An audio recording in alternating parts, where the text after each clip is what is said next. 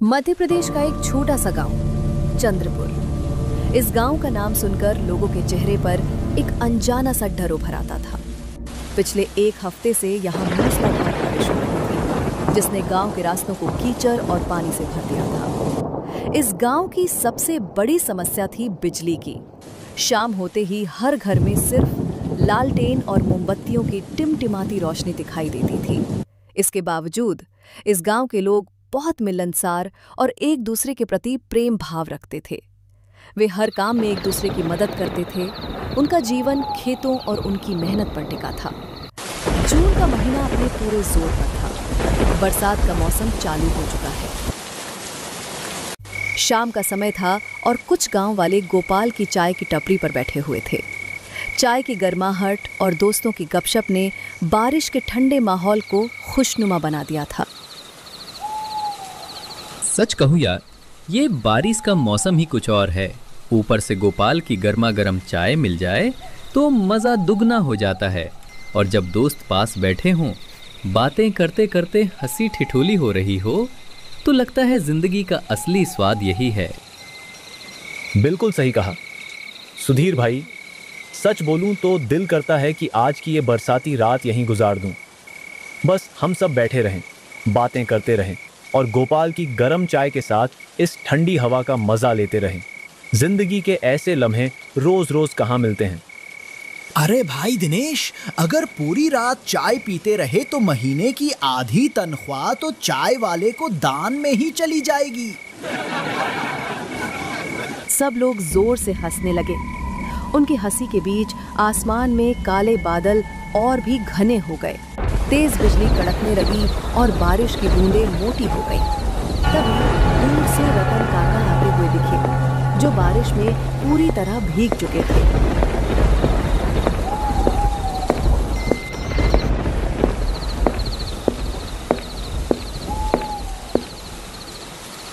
अरे ओ रतन काका, इतनी तेज बारिश में कहाँ से आ रहे हो?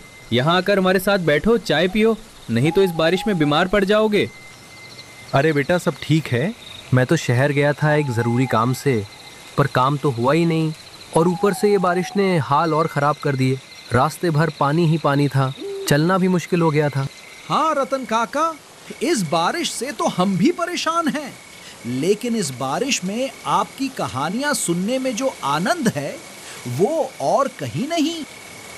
और इसी बहाने हमें अपनी कहानियां भी सुना देना। आपकी कहानियां सुनने में बहुत मजा आता है।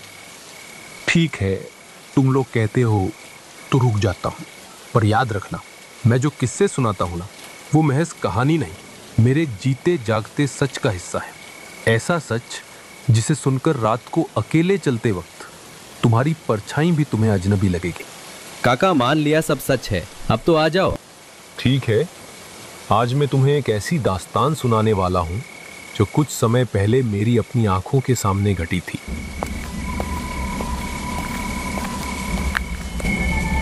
गोपाल, मेरे लिए जरा कड़क चाय ले आ, आज रात नींद नहीं आएगी।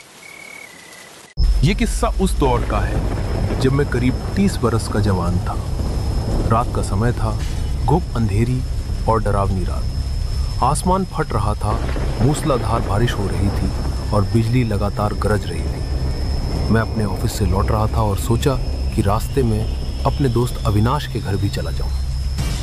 सड़कें सुनसान थीं, दूर दूर तक एक इंसान तक नजर नहीं आ रहा था। मैं तेज कदमों से आगे बढ़ रहा था, तभी मेरी नजर दूर खड़े एक अजनबी पर पड़ी। मैं उसके पास गया और पूछा,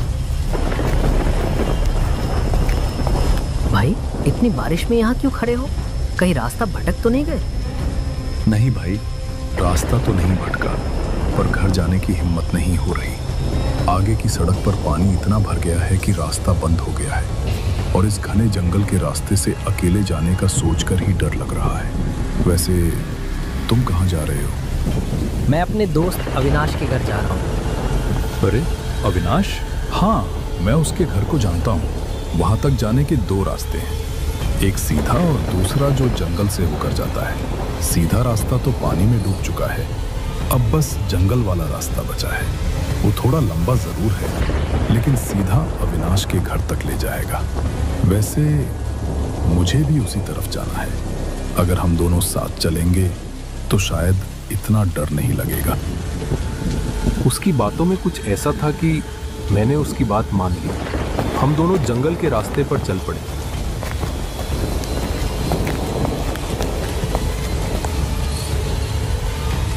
चारों तरफ घना जंगल था और जानवरों के गुर्राने की आवाजें गूंज रही।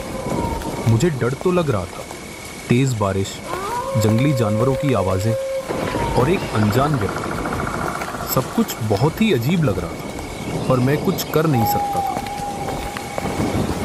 मैं बस ये सोचकर उसके पीछे चल रहा था कि शायद वो मुझे सही सलामत मेरी मंजिल तक पहुंचा देगा। बारिश अब और भी भयानक हो गई। हवा के साथ साथ बारिश की बूंदें भी तेज हो गई।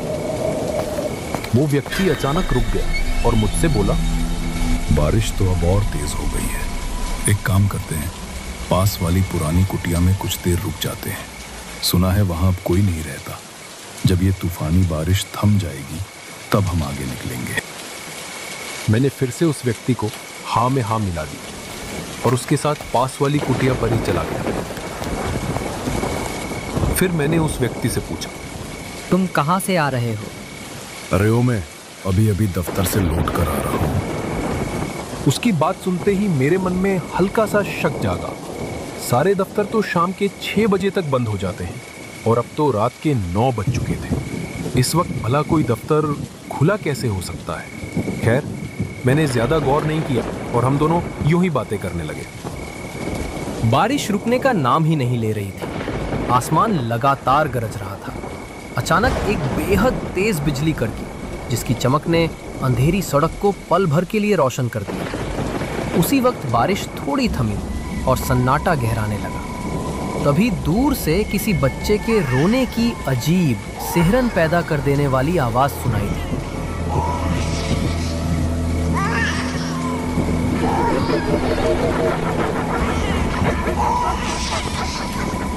ऐसी आवाज जिसमें मासूमियत से ज्यादा डर छिपा हुआ था।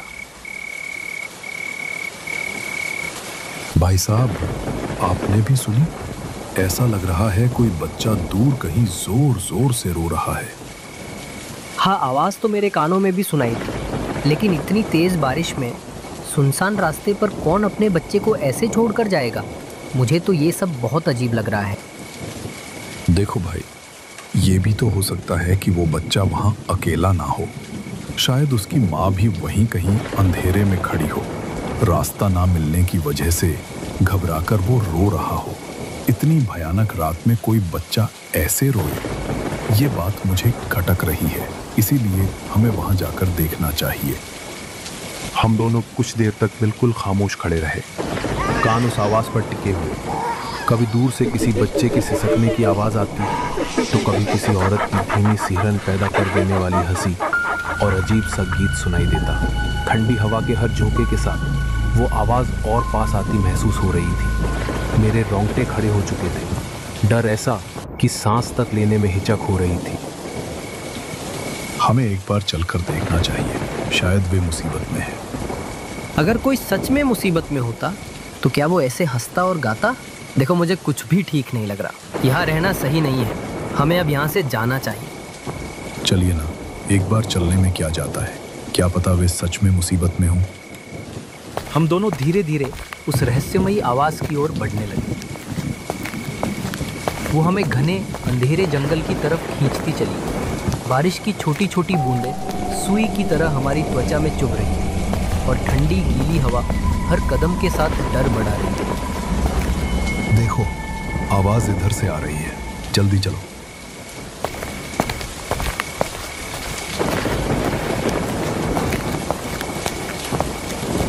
हम दोनों उस अजीब आवाज का पीछा करते हुए घने सन्नाटे भरे जंगल में पहुंच गए थे। रात का अंधेरा हर चीज को निगल रहा था। कुछ भी साफ दिखाई नहीं दे रहा था।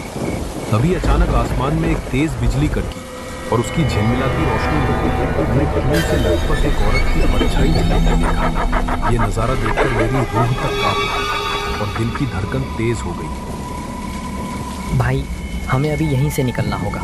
यहाँ कुछ भी सही नहीं लग रहा। और तुमने वो परछाई देखी क्या?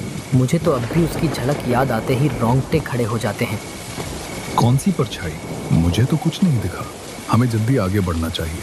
सुनो, वो बच्चा फिर से जोर जोर से रो रहा है।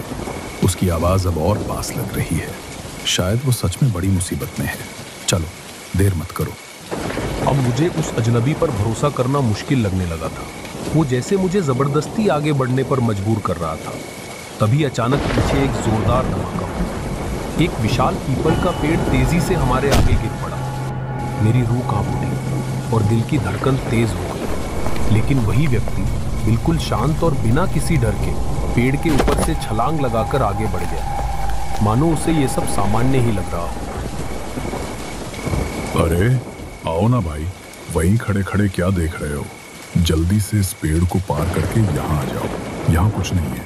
हाँ चलो जल्दी आओ, वरना इतनी बारिश की रात और खामोश है।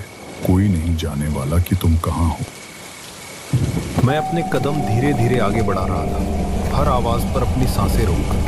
तभी अचानक कुछ याद आया और जैसे ही याद आई मैंने अपने कदम वहीं रोके।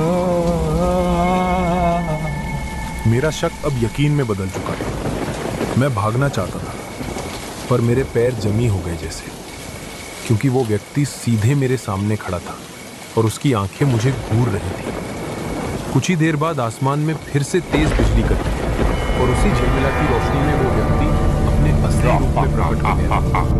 उसकी शक्ल भयानक थी, आंखें लाल, दांत नुकीले और उसके चेहरे पर एक ऐसा डरावना रूप कि मेरी रूह कांप उठी। वही आवाज जो इतनी देर से गूंज रही थी अब जोर जोर से हंसने लगी और फिर उसने एक एक करके हर प्रकार की डरावनी आवाजें निकालना शुरू कर दी। मैंने मौका देखा और तुरंत वहां से भाग खड़ा हुआ। इतनी तेजी से भागा कि कुछ भी दिखाई नहीं दे रहा था। मैं तब तक भागता रहा जब तक वो भयानक जंगल पार ना हो गया। आसमान में बिजली कड़कती रही, बारिश मूसलाधार बरसती रही। थोड़ी दूर जाने पर मुझे मेरा दोस्त अविनाश आवाज लगाते हुए दिखा और मुझे लगा कि शायद अब मैं सुरक्षित हूं।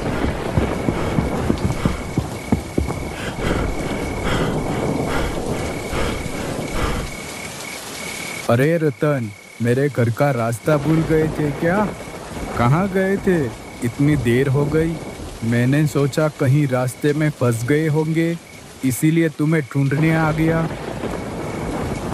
पहले घर चलो प्लीज़, अभी यहाँ रुकना ठीक नहीं है। बाद में सब बता दूंगा। अभी बस यहाँ से निकलते हैं जल्दी। बारिश अब लगभग थम चुकी थी। आसमान में काली घटाओं के बीच हल्की सी सफेदी झलक रही थी, जैसे तूफान के बाद की खामोशी उतर आई हो। गीली मिट्टी की खुशबू और पेड़ों से टपकती बूंदों की आवाज के बीच हम दोनों तेजी से कदम बढ़ाते हुए अविनाश के घर की ओर चल पड़े। घर पहुंचते ही मैंने बिना कुछ छुपाए उसे अपने साथ घटी हर एक घटना विस्तार से सुनाई। मेरी बात खत्म होते ही अविनाश का चेहरा सफेद पड़ गया और वो कुछ देर तक चुपचाप घबराहट भरी आंखों से मुझे देखता रहा। क्या तुम उस जंगल के रास्ते से आए थे? वहाँ अक्सर ऐसे हादसे होते रहते। अच्छा हुआ तुम वहाँ से भाग निकले, क्योंकि जिस कुटिया में वह तुम्हें ले गया था उसमें पहले एक आदमी अपने 2 बच्चों के साथ रहता था। उस पर 5 लाख का कर्ज था जो उसके पिता के मरने के बाद उस पर आ गया था। कुछ लोगों ने कर्जदारों को उस आदमी का पता बता दिया। उन कर्जदारों ने एक अंधेरी रात को उस कुटिया में आग लगा दी, जिसमें उसके दोनों बच्चे जिंदा जलकर मर गए। जब वो आदमी अपने घर आया, अपने 2 बच्चों को मरा हुआ देखा तो उसने उसी कुटिया में आत्महत्या कर ली। उसके बाद से एक सब घटनाएं वहाँ घटती रहती है। कोई भी गांव वाला उस जंगल के रास्ते से आने जाने की हिम्मत भी नहीं करता। उस रात का खौफ इतना गहरा था कि मैं पूरी रात नींद की एक झलक तक नहीं देख पाया। जैसे ही सूरज की पहली किरण खिड़की से झांकी, मैंने बिना देर किए अपना सामान समेटा और घर लौट आया।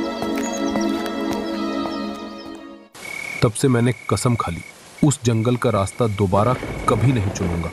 अब जब भी उससे मिलना होता है मैं उसे अपने घर बुला लेता हूँ। शायद इसलिए कि उस रात की परछाई अब भी मेरे जहन में जिंदा है। लेकिन रतन काका, आपको उस पीपल के पेड़ के गिरने पर कौन सी बात याद आ गई कि आप आगे नहीं बढ़े? बुजुर्गों की माने तो अगर रात के सन्नाटे में तुम्हारे रास्ते में कोई पीपल का पेड़ गिरा मिले तो उसे लांघकर आगे बढ़ना सबसे बड़ी भूल होती है। कहते हैं यह अशुभ संकेत होता है। ऐसे वक्त पर इंसान को अपना रास्ता बदल लेना चाहिए, क्योंकि उस पेड़ के पार अक्सर कुछ ऐसा छुपा होता है जिससे लौटना हर किसी के बस की बात नहीं। रतन काका ने अपनी बात पूरी करते हुए गहरी सांस ली, जैसे उस याद को दोबारा जीने से थक गए हों। चाय की टपरी पर एक अजीब सा सन्नाटा फैल गया। सबके चेहरों पर खामोशी और आंखों में डर साफ झलक रहा था। उस पल सबको एहसास हो गया कि काका की कहानियां महज किस्से नहीं, बल्कि कड़वी सच्चाई थी।